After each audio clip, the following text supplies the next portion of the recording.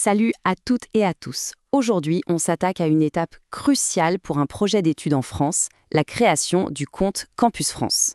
Ça peut paraître un peu intimidant, mais on va décortiquer tout ça ensemble, pas à pas. Vous allez voir, c'est beaucoup plus simple qu'il n'y paraît. C'est exactement ça. Il ne faut pas voir cette étape comme une simple corvée administrative. Non, non. C'est vraiment la première brique de votre projet, la fondation de toute l'aventure.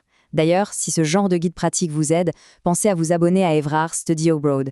Comme ça, vous ne manquerez aucun de nos prochains tutos.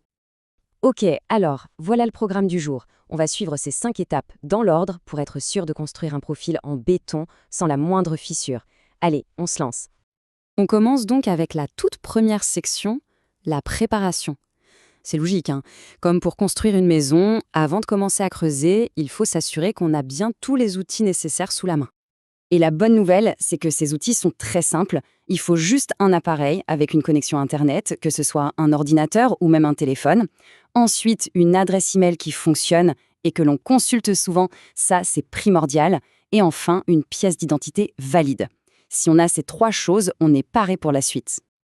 On attaque maintenant le cœur du sujet, le moment où l'on va vraiment commencer à construire. La création et l'activation du compte. Ce sont les fondations de tout le dossier. Donc il faut être bien concentré. Bon, concrètement, comment on fait ? On ouvre son navigateur préféré et on tape Pastel études en France. En général, c'est le premier lien, le site officiel. Une fois dessus, on cherche le petit menu, souvent ce sont les 3 barres horizontales, et on clique simplement sur « Je m'inscris ». Alors là, attention, c'est un point super important et c'est une erreur classique. Le site va demander de choisir un espace. Il faut sélectionner le pays où l'on réside actuellement, celui depuis lequel on fait la demande. Ce n'est pas le pays de sa nationalité. Par exemple, si on est sénégalais mais qu'on vit en Côte d'Ivoire, on choisit l'espace Campus France Côte d'Ivoire. Et voici une petite astuce qui va vous faire gagner un temps fou. Au moment de taper votre adresse email, assurez-vous que la toute première lettre est bien en minuscule. C'est une petite bizarrerie du site, mais si on met une majuscule au début, ça bloque tout avec un message d'erreur. C'est le genre de détail qui rend fou si on ne le connaît pas. Un autre terme qui peut semer le doute, le pays de délivrance. Qu'est-ce que ça veut dire ? C'est tout simple. C'est le pays qui a fabriqué votre pièce d'identité. Si on a un passeport camerounais mais qu'on vit en Tunisie, le pays de délivrance, c'est le Cameroun. Une fois qu'on a rempli le premier formulaire, ce n'est pas tout à fait fini.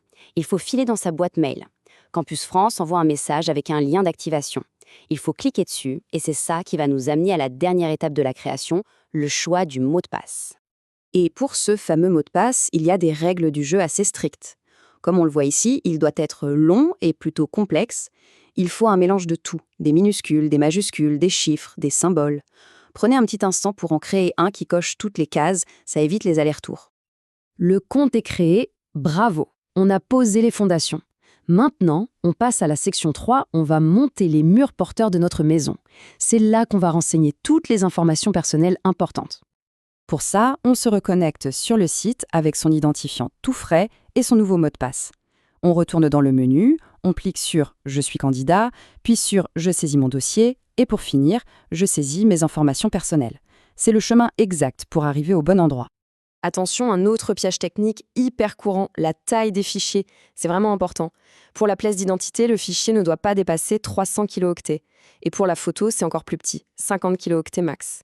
C'est une des premières causes de blocage, donc vérifiez bien le poids de vos fichiers avant de les envoyer.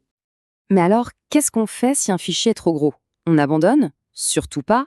Il y a une solution très simple, gratuite et qui prend 30 secondes, la compression. Voilà un exemple très pratique. Il suffit d'aller sur Google et de chercher un site comme iLove PDF. On choisit l'outil pour compresser un PDF, on charge son document, on clique, et hop, le site nous sort une version beaucoup plus légère. On télécharge ce nouveau fichier et celui-là, il passera sans problème sur Campus France. Un autre petit casse-tête parfois, c'est le formulaire d'adresse, surtout dans les pays où l'on n'utilise pas vraiment de code postal.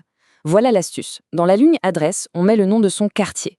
Pour le code postal, s'il n'y en a pas, on met simplement 4X. Et dans ville, on met la grande ville. Et ça passe.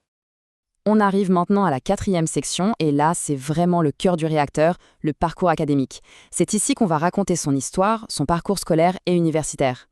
Pour le lycée, on va tomber sur des termes un peu bizarres. Niveau Bac-2 ou niveau Bac-1. Pas de panique, c'est juste du jargon administratif français. Bac-2, c'est tout simplement la classe de seconde. Et Bac-1, eh bien, c'est la première. C'est bon à savoir pour ne pas se tromper. Donc, pour ajouter une année de lycée, c'est assez direct. On clique sur le bouton, on remplit les infos demandées, et surtout, on n'oublie pas le plus important, cliquez sur justificatif pour télécharger les scans de ces bulletins. Chaque année qu'on déclare doit être prouvée par un document.